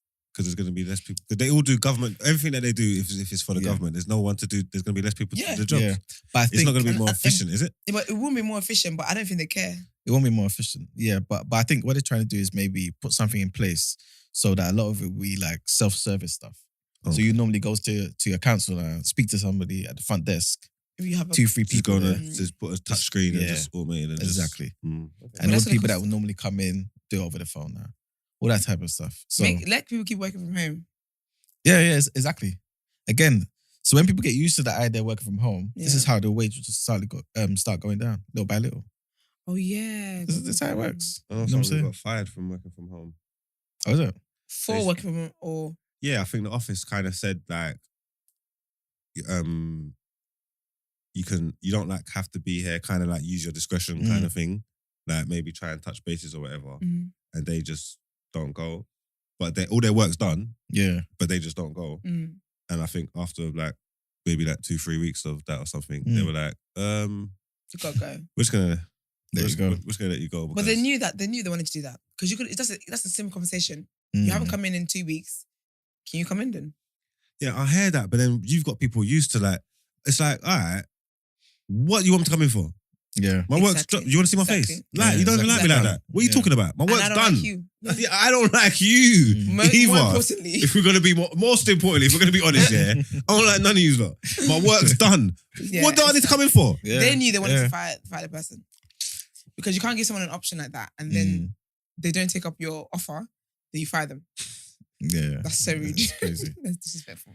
But yeah, but pretty much they're saying that if they were to get rid of those 91,000 jobs, it could save the government £3.6 billion a year. Yeah, but the average person whose energy prices have gone up is not going to he's not going to feel that. Exactly what I was saying yesterday. He's out here trying to fight Ukraine or fight. Where's he trying to fight? Russia and them. And that's going to cost money, isn't it? 100%. 100%. Again, yeah. He should be done out here. Every day. Every day of the week. So yeah, yeah, it's crazy. So I think he said there's 384,000 civil servants that were employed in 2016. That's the lowest number since, pardon me. That's the lowest number since World War II. Wow. But as the UK prepared to leave the EU, the numbers steadily rose again. So that went up to 475,000 at the end of last year. You know what I'm saying? So yeah, he's just probably trying to, I guess, get the country to a place where all these extra jobs, all the stuff that needed to be done for Brexit and all that type of stuff, yeah, we don't need it no more. So these lot need to go back to the job office. Some wild ass shit. And the last thing, again, why is this important to you? Because a lot of us shop here. Zara are starting. Zara is starting to charge shoppers for online returns. I'm going to let you land here, then I'm going to go in on them. I hope you do. But pretty much, yeah, they're saying customers have to pay £1.95 to return clothes. And that cost will be taken from their refund. So, yeah. But if you like actually go into the stores, it'll be free. But obviously, you know, online stuff. Online stuff, yeah, will be thingy. But apparently Uniqlo and Next, they already do that though. I'm just waiting for the green light to go in on their ass because I'm sick of Zara personally. Can I go? It's my turn now? It's your turn. Do you know why this is extra cheeky? Because first of all, when you go into a flipping Zara store, the people are rude. I have not been to one Zara store yet where the customer service is like, there's a consensus to be nice to people. There's that. You have to play hide and seek with them trying to find help in the store anyway. Then when you do get the help, they treat you as if like you're doing them a favor by being here. There's that. The cheeky part about this return charge here is that their sizing is off. One day, I am a small. The next day, I'm an extra large. You don't know. So someone like me, yeah, whenever I order from Zara, I order multiple sizes. So I'd get like an extra small, small, and a medium. And then from the bottoms, I'd get like a small and a medium. Yeah. And then they all come, I'm like, oh, I needed a large. And I didn't order a large today because I thought the two sizes. So that is why it's extra cheeky, because people have to order different, like multiple, and it's not just me. It's not just because I'm a black woman who's got shape. It's across all board, like everybody. Everyone has to order different sizes, and you think that it's a smart idea to charge you $1.95 to give the clothes back. Maybe that's why it's a smart idea. Yeah, it is a smart idea because it would be annoying for me because I see the way, especially because women do it all the time. Yeah. Men don't really do it like that because we don't really send stuff back. Because if we take something and it's still the wrong size and it's not fit, we'll just keep it or throw it in a drawer or give it to our brethren or something. Women's bodies are different. But that's cool, but you lot buying all of this stuff that you got no intention of wearing, is annoying. I've got to put this order through. I've got to pack it up. The warehouse is going to thing it up. We're going to deliver it out, And then, like, I was like, all right, cool, this order went through. £200. Ooh, no, it's not. It's like VAR. I can't even celebrate this £200. It's because I know for a fact this ain't £200 because they're going to send back half of it. They don't want all this shit. And then after a while, it's like, you know what? You must think I'm an idiot. All right, cool. You do what you want to do. I'm going to make some money off this now. No. I mean, it's the game. The game is the game. Exactly. And you got to play it. No, I'm not playing that game. The game I'm talking about is that your fashion whatever, fashion shop, fashion store, wherever you are, people are going to come in and want options. When people come in the store, people can be in one shop here for like an hour trying to decide. So again, we live in a generation of comfort. So that means me ordering multiple things to my house. When I try it on, I may not like it. Or do you see what the Zara models pose like? They're when it comes to the house, when you see those items on the women online, they be doing handstands and all sorts. You can't really tell what it looks like. When it comes on me, would you reckon, it's different. Would you reckon daily, they have more things returning than selling? I doubt that. Because a lot of women who buy, buy multiple things. Yeah. to return. To get so the right think terms. about it. You think that it might not be possible, but think about it, yeah? It might actually be possible, yeah? That daily, yeah? They've got more things returning I don't think so. than going out. I don't think so. That is not going to work. I don't think so. And I think Or it would be close though anyway. No, but I think... might be. No, but do you know what I think It as might well be. then? I think make your clothes so nice that when people get it, they don't want to return it. It's not about Because the it's nice. the You're buying size, different though, innit? sizes. No, I'm buying different... Whose problem is that? Their problem. Because it's not my body, that's for sure. It's them. Because 1 minute... Why can't I go to this shop and be like, you know, I'm a size 10? And that's it. There's certain shops I shop from and I'm like, I know I'm a size 10. There's certain shops I go to. That's why if Next are doing that, with Next, you don't really have to... You rarely have to like buy multiple sizes for Next. Do you get what I mean? And their thing is it's easier. But with Zara, I literally, when I tell you, when I go and buy clothes, yeah, I have Google up on another page where I'm looking at is it cotton? How much percentage cotton is it? How much percentage is polyester? Now, and then whatever material was used, and I'm on the next page Googling, is polyester stretchy? I promise you, this is what I do when I buy clothes every time. So people are going to order multiple sizes because you're not consistent with the way that you shape them and the way that your measurements are going. Furthermore, anyway, when you've got these models, a lot of, oh my gosh, with women's fashion, yeah, it's a whole thing. A lot of times as well, you see a dress online, yeah, you might think, oh, this is a body-fitting dress.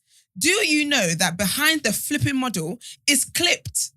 So that's what it looks like. So when I order the dress now, it's come like a shift. It's a tent.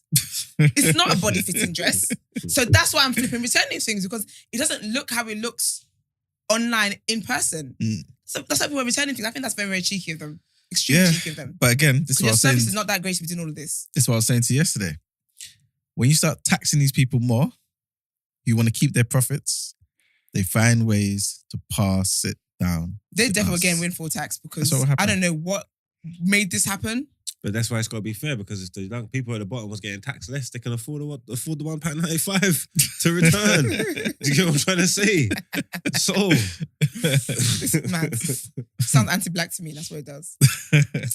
But yes, that's it from me today.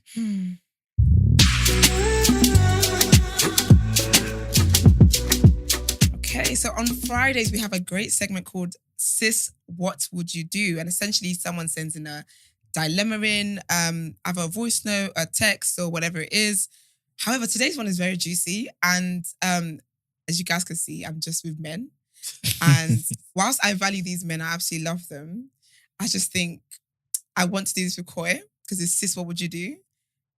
So I personally, I don't think the bros are not equipped, but I don't think you're equipped enough for this one. So respectfully, I'm going to save it till Koi gets back. Okay. But for listeners, you can join in the segments. You can send in voice notes for asking for a friend or Sis, What Would You Do? You can send it to the number 075 6484 1073. You can also send it to TDA submissions at THENEWBLXCK.com. Black is spelled with an X. You can also DM us if you want to, the day after TNB on Instagram and Twitter. And start your message with hashtag asking for a friend or hashtag Sis, What Would You Do?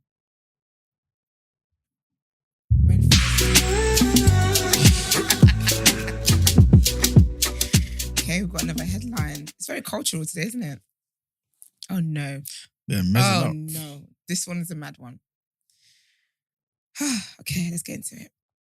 Indian couple sues son for not having any children. That brown privilege. This may be the most outlandish year. I think this is the most outlandish headline we've ever reported on. This is definitely it. I think this is the wildest one we've reported ever. This is wild to me. Anyway, let me get into it. So a retired Indian couple are suing their son £530,000. Oh, they put a figure on it? Yeah. Okay. A retired Indian couple, it's because they're broke and they're retired. A retired Indian couple are suing their son £530,000 for failing to produce a grandchild after splashing all their savings on his lavish wedding and US pilot training. They claim this ordeal has caused them a great deal of mental agony. The marriage was arranged and they were even sent to Thailand for their honeymoon to produce an heir, Sanjeev. Sanjeev. Is that the name of the child? That's the name of the the dad who wants the grandchild. Okay, so Sajaniv, the retired father said, the parents have given them a year to produce a child or pay up. However, at the moment, they do not live together. As in the couple that live together. Yeah, the couple that live together. In addition to the 63K spent on a new Audi as a wedding gift and paying for the luxurious wedding reception at a 5-star hotel, the parents of the married couple claim to have spent 25 million rupees, which works out to be £265,000 on their son since he was born. They now want the exact same amount back and another 25 million in damages. I hope that's 25 million rupees. Yeah. Because that's some wild ass shit. Speaking to the national world, the father says, "We killed our dreams to raise him.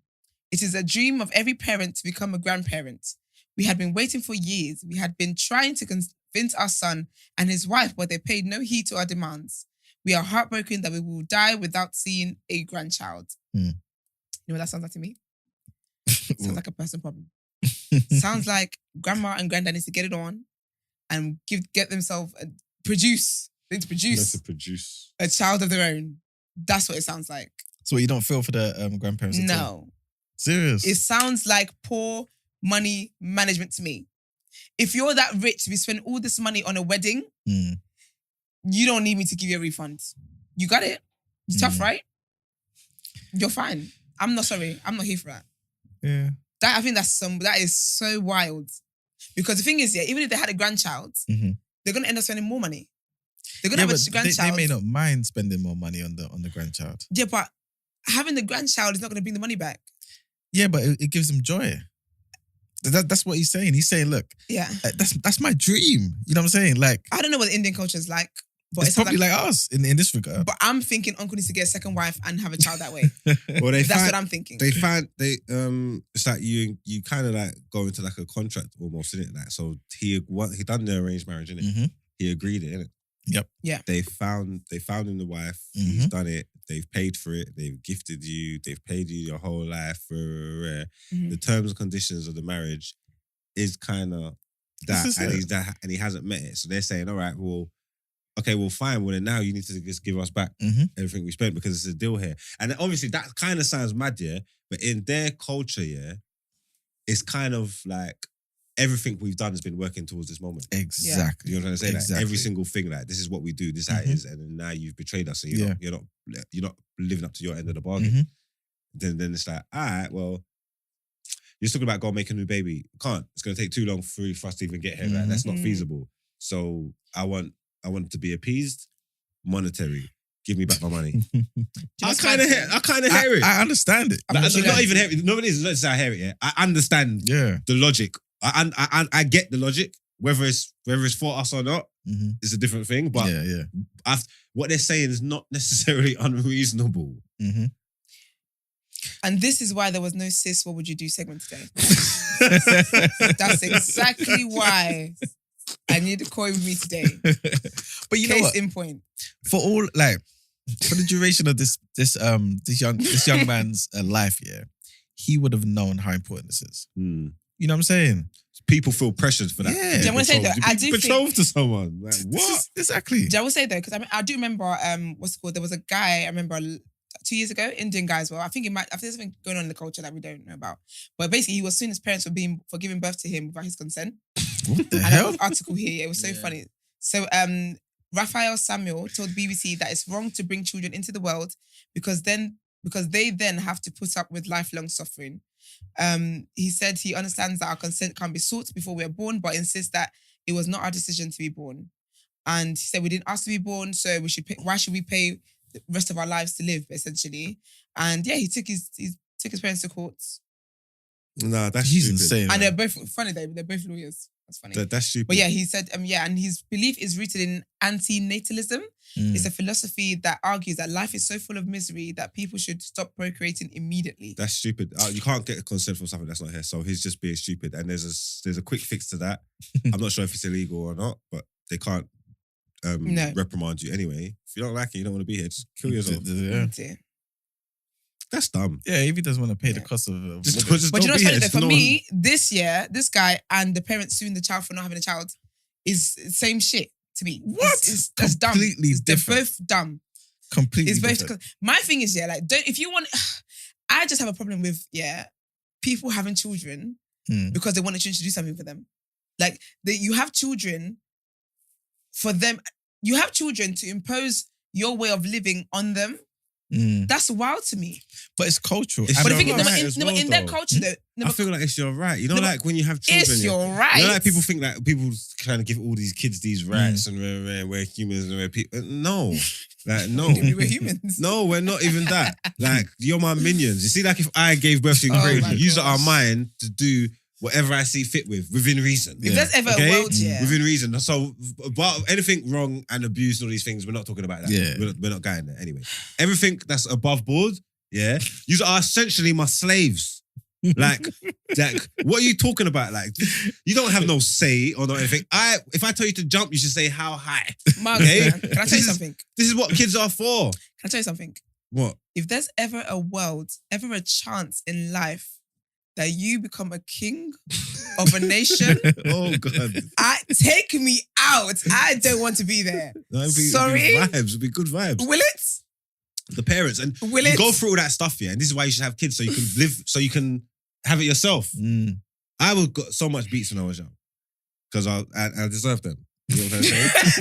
I love that accountability. Yeah, made me the man I am today. I'm cool, but Love my it. whole life I've been waiting because I can't hit my mum. Yeah. You know what I'm trying to say? I don't want to hit my mum, but I've been waiting. I'm scared for what you're gonna say. No, I'm next. just saying I can't.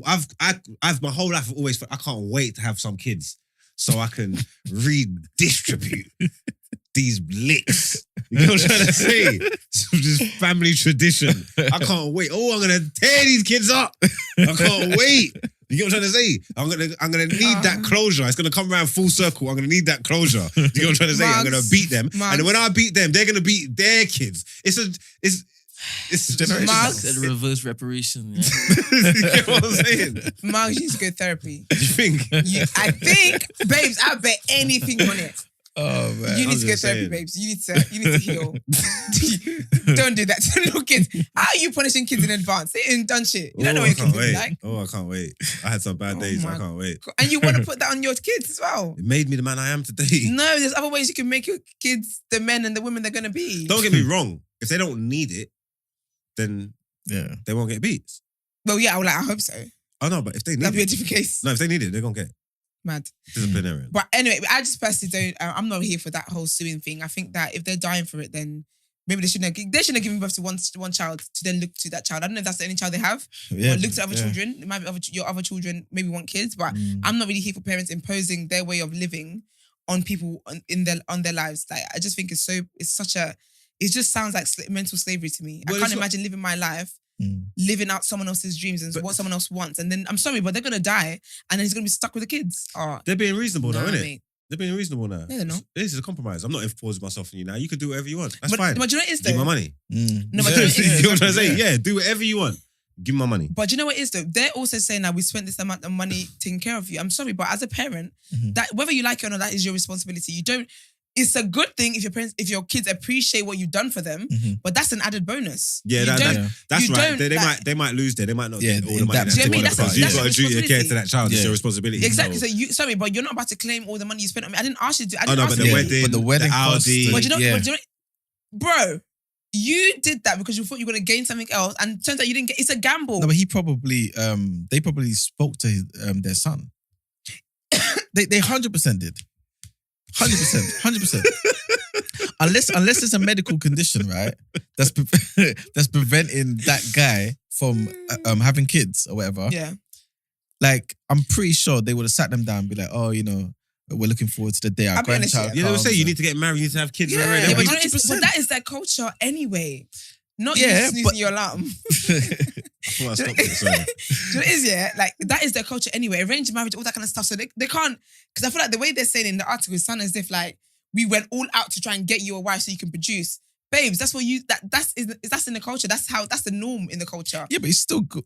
You're still going all out No, but you know what it is to as well, make yeah? sure that you continue that culture. No, but reading this article alone, yeah, I'm can't lie to you, it's activating my migraine because I can't imagine having parents like that. They are pissing me off already just from reading it. So I can't imagine him actually having parents like that where he's You know living how with them. many all that kids kind are of stuff. going through that? It must be annoying. You know how many kids So are of course actively going through that? I would take an Audi to shut you up. I would say, okay, yeah, Plan the wedding then. If that's what's gonna make you happy, we're gonna shut you up. I'll do that. And I'll be like, and then when the wedding comes, I'll be like, can't lie to you. Ain't the baby's been popped. And also the poor guy probably got trauma. Yeah, no, because he's looking at what they're like. If you've especially done that, you lied to me and then the wedding comes and you say, you know what?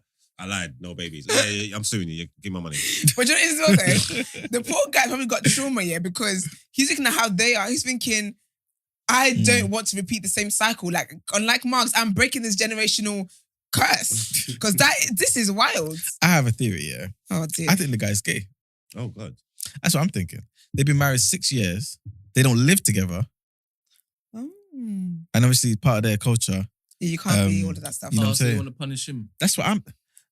It might be that, yeah. But also just the fact that he thought perhaps I can get married, keep them quiet. Yeah, okay, yeah. You know what I'm saying? So that's what I'm thinking. As well, I don't even think it's that even punishing him, because I think that in cultures like that where people have those kind of views, for them they see it as embarrassing that their child. I've got PTSD. I swear I thought I heard your alarm again. But they have in their mindset, like their child being gay or anything like that is embarrassing to them. So there's no way they're going to go to court when now all evidence has to come out.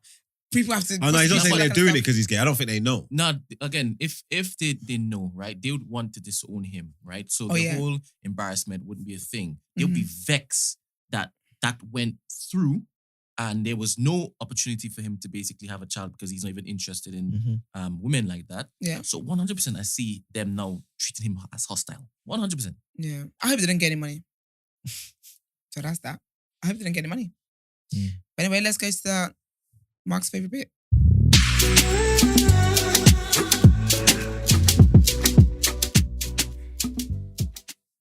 Today's victim on Done Out Ere. It's going to be homie, man. It is really going to be homie, man. 100%. It's going to be Lee Anderson. Is that his name? Our MP.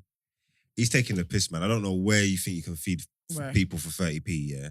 And let me tell you the truth, yeah, why you're really done it here. Because I know about you, because you're a pussy, yeah? I know about you. I don't heard about you. No, I don't heard about this pussy. This pussy, yeah, refused to watch the England games. Really? Why? Because the players were taking a knee. So you racist too? Yeah, you racist too. You know what I'm trying to say? He don't like B&M either. And like, he's talking about come down to my constituency, let me show you what I had to do. He's talking about, oh yeah, I was a single dad with 2 boys and I learned how to cook food, make it nice and inexpensive and like you're talking like, you can't relate, bro. You're out of touch, bro. Like you're out of touch. You earn £80,000 a year. Do you know what I'm trying to say? That you don't know Wagwan. You've never known Wagwan. How much did you say he expensed earlier? 220 something thousand. Yeah. And then you look, you wanna know how you know, yeah, it's a hoax, yeah? Because out of that 200 something thousand, yeah, I think he said 165,000 was for staffing costs and stuff like that, yeah. He said 33,000 was office costs, yeah. What's that? Tea? Print? What is that? Pens and papers and printing ink and stuff like this. 33,000 office costs. Mad. You lost your mind. And then £67 on hospitality. So you're not even a hospital. You're not even a hospital. You're not even feeding people.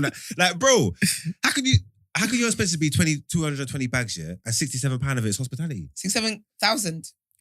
No. £67 and 50 pence is hospitality. Okay? He didn't feed no one. That's mad. The whole time. He's a nasty piece of work. Oh my goodness. He's a piece of shit. Yeah, man. I mean, that could be like, I don't know, almost 200 meals. You fed the nation with that money. Oh, he thinks he's Jesus. You fed the nation. Oh, dear. You fed the nation. Sorry, it's always going to tie in here. Yeah. Clearly. No, but we don't like you, man. You're a racist. What constituency is he with? Ashfield. Yeah. Ashfield. You're done at it. That's the entire. Does it put him apart, yeah? Yeah, man. Association. Death by association, man. Real talk, man. He is to blame. Ashfield, you are done at it. Lee Anderson, he's taking the piss, man. 30p a mil. Realistically, yeah, I don't even know how that works out. So you're saying you can go and buy all the ingredients and then build it all up and then you can feed. Do you know what let me do? I still don't even...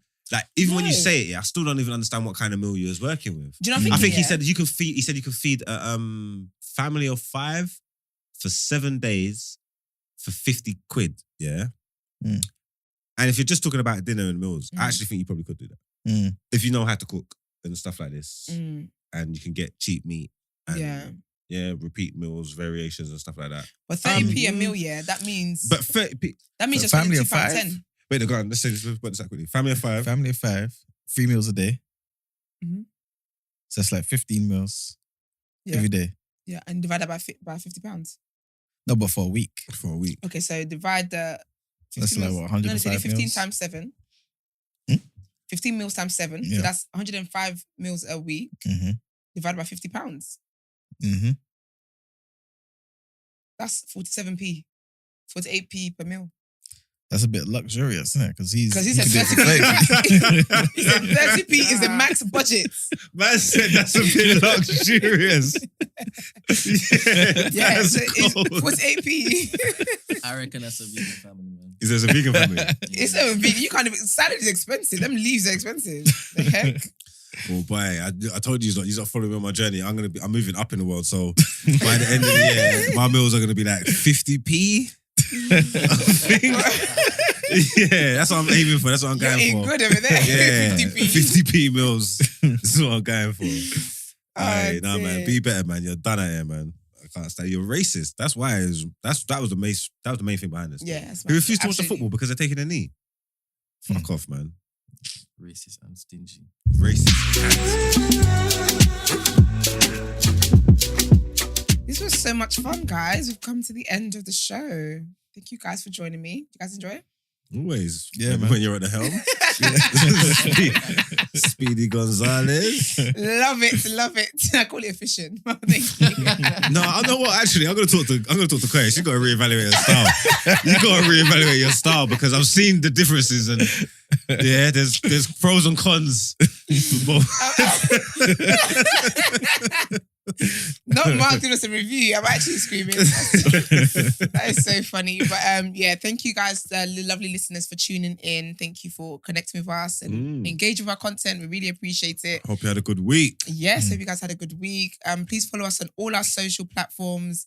Like, comment, and share our videos. We can be found at The Day After TNB on Instagram and Twitter.